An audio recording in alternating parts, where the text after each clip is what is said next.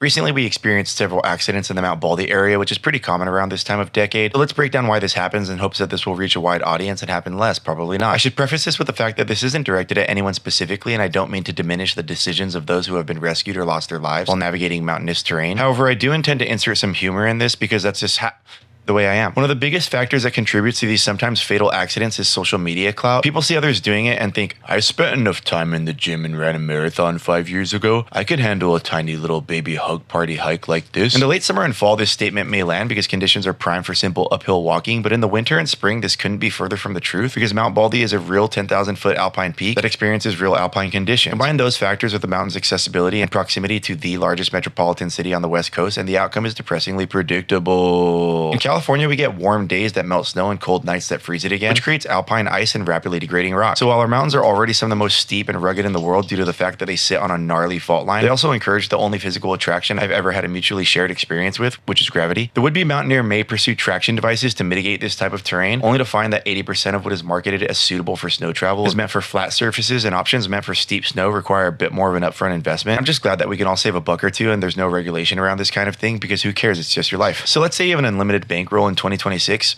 somehow and can just buy all the appropriate gear without issue. Now you have the unique opportunity to face your inadequacy head on, because the next biggest issue causing the loss of life in our local mountain range is a lack of skills to use the insurance plan you just purchased. So for reference, if you lose your footing on a 30-degree snowy slope, you'll almost immediately accelerate into a free fall, at which point you'll be relying on your ability to self-arrest with an ice axe under stress, using every ounce of strength you have to not die. But it's okay because you trained for this, right? And to think I haven't even touched on avalanche education or route finding during a whiteout when there is no trail and zero visibility. But do yourself a favor and look up the 4 quadrants of knowledge. So anyway, the only reason I can speak to this stuff is because I've made most, if not all, of these mistakes, and I'm still by no means an expert mountaineer. If there's one thing I don't lack, it's humility. I'm good at what I do, but I'm not good enough to cheat death, and when I go outside, I'm constantly assessing risk. Getting outdoors is one of the most rewarding things you can instill in your life. The only barrier to entry is that you respect it.